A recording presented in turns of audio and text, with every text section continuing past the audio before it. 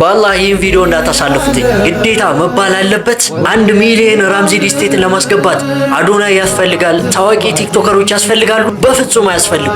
ሁላችንም እንግዲህ ሙስሊሞች ሆንም ያልሆንም ራምዚ ሪልስቴትን 1 ሚሊዮን ማስገባት መቻል አለብን። እንግዲህ 5000 በላይ የሚሆኑ አዛውንቶች የተቸገሩ ሰዎችን የሚረዳ ባቡል ሀይር ድርጅት ነው።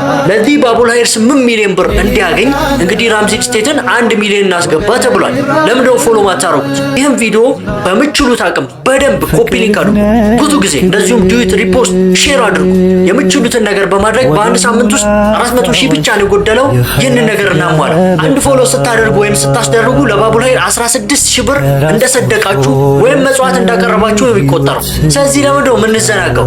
ይህን ቪዲዮ በደንብ ሼር አድርጉ፣ ሁሉም ሰው ጋር አድርሱ። ማንበላ ማናበላ ደግሞ ከዛም አልፎ የስኳር የደም ግፊት ምናምን እነዚህ ተጠንተው እንትናቸው የሚሰጣቸውና ትልቅ የሆነ ነገር ነው እና አሁን ምን ማለት እንዳለብኝ አላውቅም። አሁን የኔ ዓላማ ምንድነው? አዶናይ ፋውንዴሽን የሚከንቼ 25,000 ሰዎች ህፃናቶች እና 25,000 አረጋውያን ማገዝ የኔ ዓላማ ማለት ነው። እዛ ደረጃ መድረስ እፈልጋለሁ። አሁን ጀምሬያለሁ ባክሜ እና አሁን ይሄ በቃ ትልቅ ትምህርት ነው፣ ትልቅ መንገድ ነው። ያየሁትን ነገር ወደ ራሴ ነው የበለጠ ሰዎች የማገዝበት አንድ ቀን እጠኛለሁ እና ቴንኪው ምሳሌ ስለሆናችሁ እናንተ ሃይማኖት ሳትለዩ ብሔር ሳትለዩ እውነቱ አዶናይ ታኩር ክብር ይገባቸዋል ማለት ነው። እዚህ ጋር እንደምታዩት የባቡል ሀይርን ቻሌንጅ ተቀላቅለዋል ማለት ነው። እንደምታውቁት ባቡል ሀይር የራምዚ ሪልስቴትን የቲክቶክ ቻናል ከነበረበት ወደ 1 ሚሊዮን ፎሎወር ለማሳደግ ቻሌንጅ ተቀብሎ ነበር ማለት ነው። በዛም ራምዚ ሪልስቴት ባቡል ሀይር 8 ሚሊዮን ብር ሰጥቶ ቃል ገብቶ ነበር ማለት ነው። አሁን ግን የቲክቶክ አካውንቱን ወደ 1 ሚሊዮን ሳይገባ ቀናቶች እያለቁ ነው። እጅግ በጣም ትንሽ ቀን የቀረው ማለት ነው። በዚህ ጊዜም ተባብረን የራምዚ ሪልስቴትን ፎሎወር 1 ሚሊዮን ማስገባት አለብን። በዚህም ታኩርና አዶናይ ተቀላቅለዋል። አሁንም ሌሎቻችሁ መቀላቀል አለባችሁ ማለት ነው። የራምዚ ሪልስቴትን ፎሎወር 1 ሚሊዮን እናስገባዋለን በዚህ ትንሽ ቀናት ውስጥ። የራምዚ ሪልስቴትን የቲክቶክ ቻናል አብሽን ላይ ያስቀምጥላችኋለሁ፣ እየገባችሁ ፎሎ አድርጉ። አዶናይና ታኩርን አመስግኑልን። ነብዩ ሰለላሁ ዐለይሂ ወሰለም በሐዲስ ላይ ተናገሩት አላለ ምን المفلس من امتي ብለው ጠይቀዋል እኮ ሱሐባዎቻቸው ከኔ ህዝቦች ደሃ ማን ነው ብለው ጠይቁ። المفلس فينا من لا درهم له من لا متاع له ولا درهم። ነብዩ ሰለላሁ ዐለይሂ ወሰለም ሱሐባዎቹ እኛ ዘንድ ደሃ ማለት ሀብት ንብረት የሌለው ሰው ነው፣ ገንዘብና ዕቃ የሌለው ሰው ነው አላቸው። አይደለም አሉ። ከኔ ኡመት ደሃ ሰው ማለት አሉ ረሱል ሰለላሁ ዐለይሂ ወሰለም የውመል ቂያማ በሶላቱ በጾሙ በሐጁ በዘካው ሁሉ ሙሉ ሆነለት ይመጣሉ አሉ።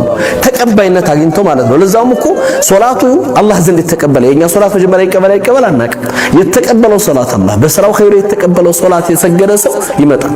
መጥቶ ምንድነው የሚሆነው?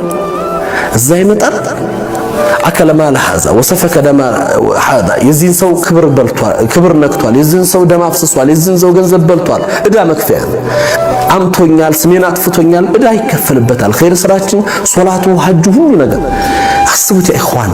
በጣም ብዙ ለፍተን የሰራንባቸው ምናልባት ተጨንቀን አልቅሰን አላህ ጋር የተቀረብናቸው ስለተቃረብንባቸው አላህ ዘንድ ተቀባይነት ያገኙ ስራዎቻችን አላህ ዘንድ ዋጋ መክፈያ ሲሆኑብን ምንድነው ልናስመጭ ኢዘን የዳ መክፈያ እንዴት ይሆናል ኸይር ስራችን? ለዛውም ተቀባይ ሆኖ ተገኝቶ ያ ሁሉ ይጠፋና ወይ የሰው ወንጀል ተሸክመን ጀሃነም ላይ ወረዱ ስንባል የሁሉም ነገር ኪሳራ ይሆናል። ذلك هو الخسران المبين። ይሄን የሁለት ሀገር ኪሳራ። ስለዚህ ዛሬ ነገን አንጠብቅ፣ ዛሬ ለውጡን እንጀምረው። እስቲ እናቁ። ነብዩ ሰለላሁ ዐለይሂ ወሰለም ምን ብለዋል? የቂያማ ቀን ዑሪضت علي الامم يوم القيامه ህዝቦች ለኔ ተገለጹልኝ ብለዋል። የቂያማ ቀን فرأيت النبي وليس معه أحد عند النبي ብቻውን ሆኖ ያየሁት አለ ተከታይ የሌለው አንድም ሰው አብሮት የለም። ورأيت النبي ومعه الرجلين ሁለት ሰው ብቻ አብሮት ያለ ነብይም አይቻለሁ አሉ አለይሂ ሰላቱ ወሰለም። እንደዚሁም የተወሰኑ ሰዎች በግሩፕ ሰብሰብ ብለው የሚከተሉትም ነብይ አይቻለሁ። ከዛም ለኔ ተገለጸልኝ በጣም ብዙ ህዝብ አየሁ።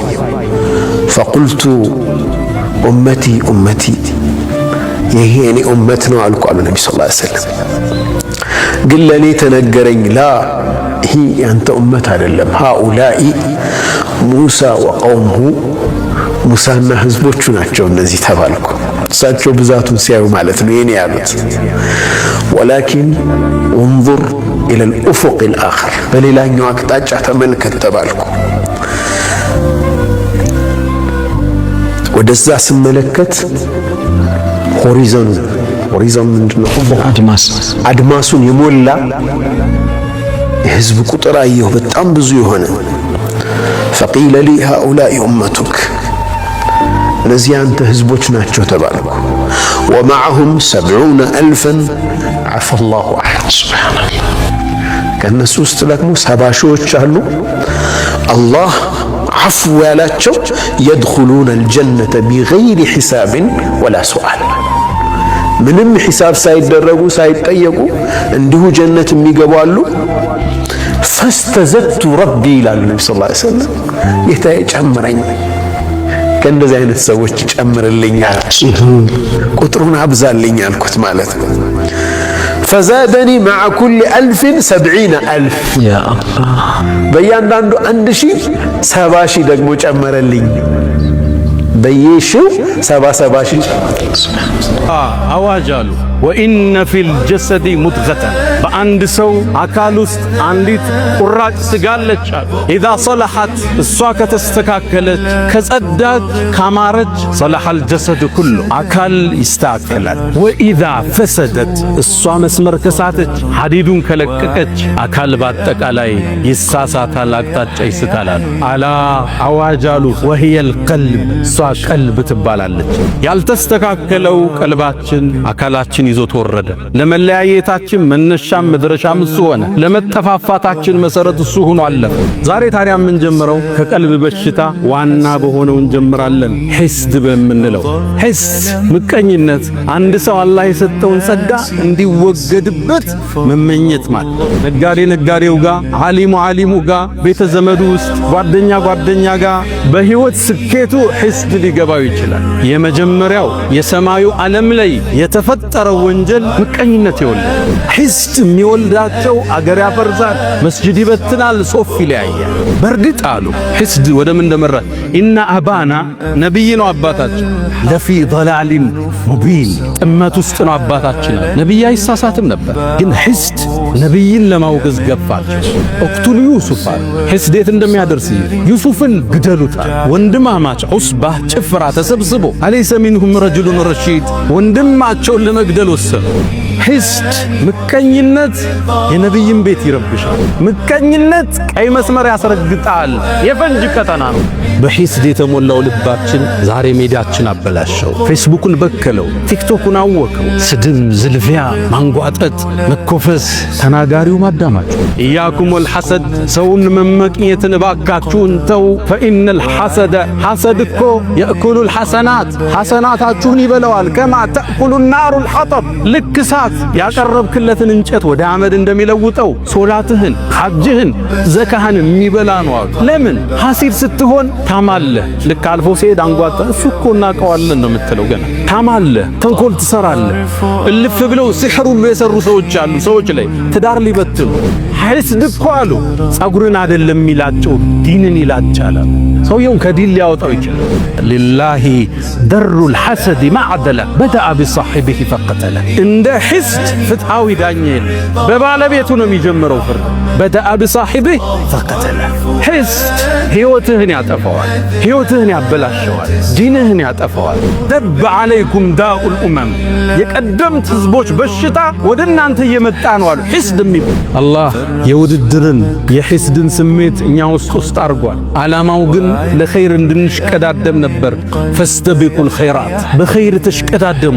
የምታሐስደው በኸይር ስራ ነው። እሱ መስጂድ ሰራ፣ እኔም መስራት አለብኝ። እሱ አበላ፣ እኔም ማብላት አለብኝ።